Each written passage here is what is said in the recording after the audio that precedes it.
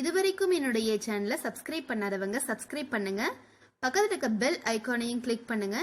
என்னுடைய வீடியோ உங்களுக்கு உடனுக்குடன் வந்து hi hello friends, welcome back to my channel. இன்னைக்கு பார்த்தீங்கன்னா காலிஃப்ளவர் 65 தான் பார்க்க போகிறோம். அதுவும் நல்ல கிறிஸ்பியாக எண்ணெயில் போட்டதுமே உதிராமல் வர மாதிரி இருக்கக்கூடிய காலிஃப்ளவர் சில்லி வந்து எப்படி பண்ணலான்னு பார்க்கலாம். இதை பார்த்தீங்கன்னா குழந்தைங்கள்லேருந்து பெரியவங்களுக்கு வரைக்கும் ரொம்ப விரும்பி சாப்பிடக்கூடிய ஒரு டிஷ்னே சொல்லலாம். எங்கே ஒரு விழாக்கள், ஒரு பண்டிகை இந்த மாதிரிலாம் போட்டிருந்தாங்க, இல்லை தேர்க்கடை அந்த மாதிரிலாம் பார்த்தீங்கன்னா இந்த காலிஃப்ளவர் சில்லிக்கு வந்துட்டு கூட்டம் வந்து ரொம்ப அலை மோதும். ஸோ இதை வந்து நம்ம வீட்லேயே எப்படி அந்த ஸ்டைலில் நம்ம கொண்டுட்டு வந்து நல்லா பண்ணலாம், நல்லா கிறிஸ்பியான காலிஃப்ளவர் சில்லி வந்துட்டு எப்படி பண்ணலான்னு பார்க்கலாம் வாங்க. இந்த கோபி 65 பண்ணுறதுக்கு ஃபஸ்ட்டு ஸ்டெப் என்னன்னு பார்த்தீங்க அப்படின்னா, இந்த மாதிரி வந்து ஒரு அரை பங்கு அளவுக்கு நீங்கள் தண்ணி எடுத்து அதில் மஞ்சள் தூளும் உப்பும் போட்டு இந்த மாதிரி சூடு பண்ணிவிடுங்க. அதில் வந்து நம்ம இந்த காலிஃப்ளவர் வந்து சேர்த்திக்கலாம். இந்த மாதிரி நம்ம போட்டு எடுத்துக்கும் பொழுது இதில் இருக்கக்கூடிய அந்த குட்டி குட்டியாக ஒரு க்ரீன் கலரில் புழு மாதிரி இருக்கும், அதெல்லாம் வந்து இறந்துடும். ஸோ இதை வந்து 5 to 7 minutes வந்துட்டு இந்த மாதிரி நீங்கள் கொதிக்க வச்சு எடுத்து பாருங்கள் ஃப்ரெண்ட்ஸ். இந்த மாதிரி வந்து ஒரு ஜல்லடை கரணி இருந்ததுன்னா அதை யூஸ் பண்ணிக்கோங்க. அப்படி இல்லைனா நீங்கள் நார்மலாக எதை வந்து வச்சு நீங்கள் வடிகட்டிக்குவீங்களோ அந்த மாதிரி வடிகட்டி எடுத்துருங்க. ஸோ இது 5 to 7 minutes ஆயிடுச்சு. இப்போ வந்து நான் வந்து எடுத்துக்கிறேன். ஃப்ரை பண்ணுறதுக்கு தேவையான பொருட்கள்லாம் தயாராக இருக்குது. இப்போ நம்ம பேட்டர் வந்து ரெடி பண்ணிடலாம். பார்த்திங்கன்னா 2 tablespoon அளவுக்கு வந்து நான் கார்ன்ஃப்ளவர் எடுத்திருக்கேன், அதை ஆட் பண்ணிக்கிறேன். அதுக்கப்புறம் 2 tablespoon அளவுக்கு மைதா எடுத்திருக்கேன். மைதா தான் இதில் ரொம்ப முக்கியம். ஏன்னா அது வந்து நம்ம அந்த மசாலா வந்து எண்ணெயில் வந்து பொரிச்செடுக்கும் போது அது பிரிஞ்சு வராமல் இருக்கிறதுக்கு இந்த மைதா கண்டிப்பாக தேவை. ஸோ 2 tablespoon அளவுக்கு நான் மைதா எடுத்திருக்கேன். அதே மாதிரி நல்லா கிறிஸ்பியாக வரணும்னா அரிசி மாவு சேர்த்தணும். கார்ன்ஃப்ளவரும் ஓகே சேர்த்திருக்கோம், இருந்தாலும் அரிசி மாவு சேர்த்திக்கலாம். அதுவும் 2 tablespoon எடுத்திருக்கேன். அதுக்கப்புறம் 1 tablespoon அளவுக்கு கடலை மாவு எடுத்திருக்கேன். இஞ்சி பூண்டு பேஸ்ட் வந்துட்டு 1 tablespoon எடுத்திருக்கேன். இதில் நான் தட்டி எடுத்திருக்கேன், நீங்கள் வந்து பேஸ்ட்டாகவும் எடுத்துக்கலாம், ஒன்றும் பிரச்சனை இல்லை. அப்புறம் கரம் மசாலா வந்து 1/2 tablespoon எடுத்திருக்கேன்.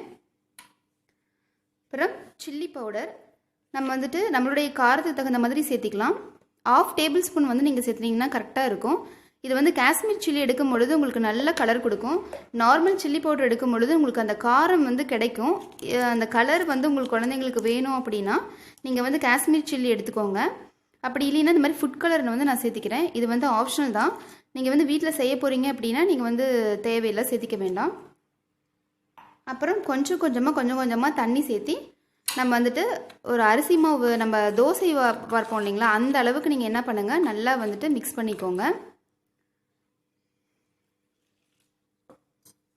இப்போ இதை வந்து நல்லா கலந்து விட்டுடலாம். உப்பு சொல்ல மறந்துட்டேங்க ஃப்ரெண்ட்ஸ், கொஞ்சம் உப்பு சேர்த்திக்கோங்க. இது நல்லா மிக்ஸ் பண்ணிவிட்டு நீங்கள் வந்து கடைசியாக அந்த கொஞ்சமாக டேஸ்ட் பண்ணி பாருங்கள், உங்களுடைய அந்த காரம் உப்பெல்லாம் கரெக்டாக இருக்கான்னு பார்த்துட்டு அதுக்கப்புறம் நம்ம வந்து இந்த காலிஃப்ளவர் எடுத்து வச்சுருக்கோம் இல்லைங்களா, இதை வந்து நம்ம இதில் நல்லா போட்டு பெரட்டிடலாம். அவ்வளோதான் ஃப்ரெண்ட்ஸ், பேட்டர் வந்து ரெடி ஆகிடுச்சு. இது இன்னொரு டிப்ஸ் என்னன்னு பார்த்தீங்கன்னா, உப்பு வந்து நீங்கள் டேஸ்ட் பண்ணி பார்க்கும்போது கொஞ்சம் அதிகமாக இருக்க மாதிரி எடுத்துக்கோங்க. அப்போ தான் அந்த பண்ணலாம் அப்படின்னா நம்ம எடுத்து வச்சுருக்க இந்த பூ வந்து போட்டுட்டு கையிலேயே வந்துட்டு நல்லா இறங்குற மசாலா வந்து இதில் நல்லா இறங்குற மாதிரி நல்லா பண்ணிவிடுங்க. நல்லா மிக்ஸ் பண்ணிக்கோங்க.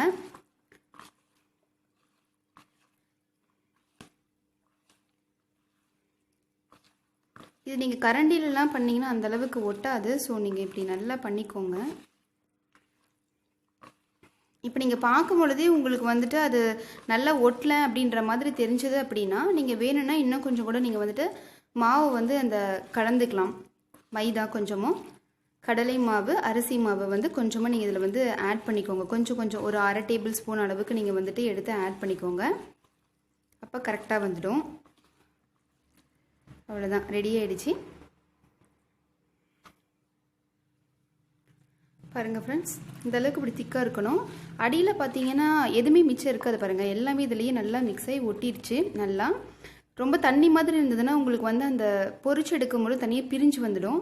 ஸோ இந்த அளவு கரெக்டாக நீங்கள் வந்து என்ன பண்ணுங்கள், எடுத்துக்கோங்க. பாருங்கள் ஃப்ரெண்ட்ஸ், எண்ணெய் சூடாயிடுச்சு. இப்போ நம்ம வந்துட்டு ஒவ்வொரு பீஸாக எடுத்து இந்த மாதிரி சேர்த்திக்கலாம்.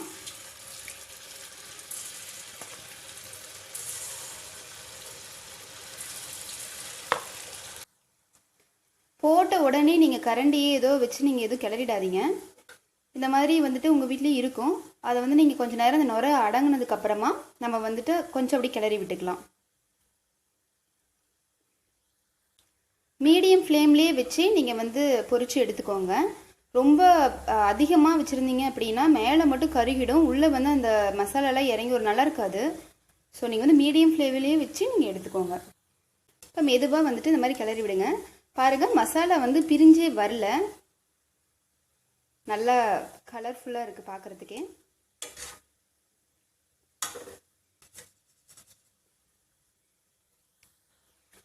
இப்போ இது ரெடி ஆகிடுச்சு ஃப்ரெண்ட்ஸ். இப்போ எடுத்துடலாம். பாருங்கள், இந்த ஆயிலே வந்து நீங்கள் கருவேப்பிலையும் போட்டு பொரிச்சு எடுத்து இதோட ஆட் பண்ணிக்கோங்க. பாருங்கள் ஃப்ரெண்ட்ஸ், அவ்வளோதான். ஹோட்டல் ஸ்டைலில் ஒரு கோபி 65 வந்து தயாராகிடுச்சு. இதை நம்ம அப்படியே சாப்பிட்றதுக்கும் சூப்பராக தான் இருக்கும். ப்ளஸ் சாஸ்லி தொட்டு சாப்பிட்லாம், ரொம்ப நல்லா இருக்கும். இது வந்துட்டு செஞ்சு பார்த்துட்டு கமெண்ட் பண்ணுங்கள், எப்படி இருந்ததுன்னு சொல்லிட்டு கமெண்ட் பண்ணுங்க. கண்டிப்பாக லைக் கொடுங்க. இது யாருக்காவது யூஸ்ஃபுல்லாக இருக்குன்னு நினச்சிங்கன்னா ஷேர் பண்ணுங்கள். சப்ஸ்கிரைப் பண்ண மறக்காதீங்க. பக்கத்தில் இருக்க பெல் ஐக்கானையும் கிளிக் பண்ணுங்கள். தேங்க்யூ.